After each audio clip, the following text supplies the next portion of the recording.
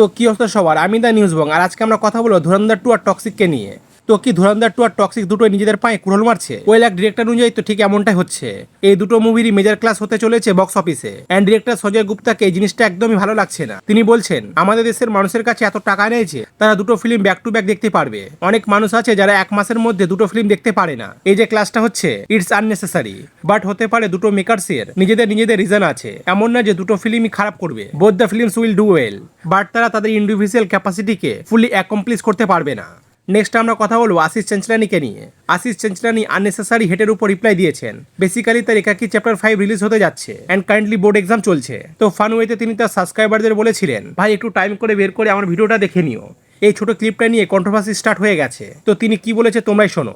तो point being, जिनके भी बोर्ड एग्जाम है सुनो, अभी हम और डिले नहीं कर सकते। आई एम सॉरी, जो भी है हो गया। अभी यही टाइम है हमें अपलोड करना है। फेब इट इज, सो वक्त निकालो एंड प्लीज पहले दिन ही निकालना क्योंकि स्पॉयलर्स आना चालू हो जाएंगे। मेरी रिक्वेस्ट। এরপর অনেকে তাকে ট্রোল করতে শুরু করে। তার জবাবে আশিস এটা বলে, रील के पीछे गाना देखा तुम लोगों ने?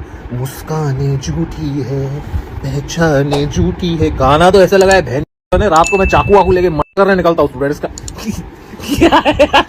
क्या बोल। নেক্সট আমরা কথা বলবো সালমান খানকে নিয়ে। সালমান খান নিজের ফাদারের রিপোর্টস নিয়ে একদম খুশি নন। হ্যাঁ গাইস, কাপল অফ ডেস আগো তার ফাদার সেলিম খানকে নিয়ে রিপোর্ট আসে যে তিনি হসপিটালাইজ হয়েছেন। অ্যান্ড গেস হোয়াট, যে ডাক্তার তাকে ট্রিট করছেন তিনি ওপেনলি মিডিয়ার সামনে এসে তার মেডিকেল আপডেট দিচ্ছেন।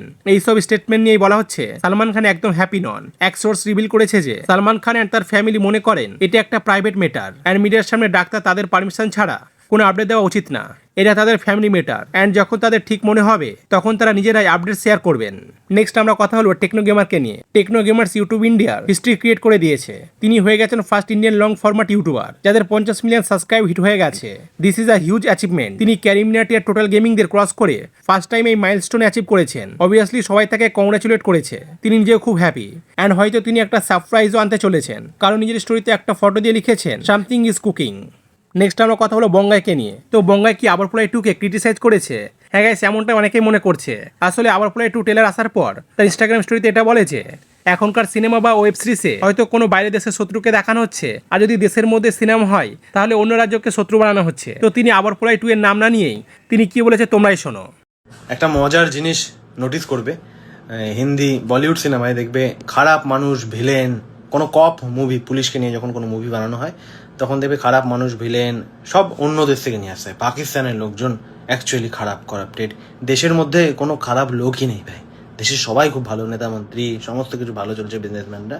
সিমিলারলি বাংলা একটা সিনেমার ট্রেলার বেরিয়েছে দেখলাম, অ্যাজ এক্সপেক্টেড ভাই। এইখানে বাংলার লোক কেউ খারাপ না, খুব ভালো। যত খারাপ কাজ হচ্ছে, খারাপ মানুষরা আসছে বাইরের স্টেট থেকে, বিহার থেকে এবং অন্যান্য স্টেট থেকে, সেই জন্য বাংলার পুলিশকে তাদের সাথে লড়াই করছে। বাকি নাহলে বাংলায় তো কোনো ক্রাইম কিছুই হয় না।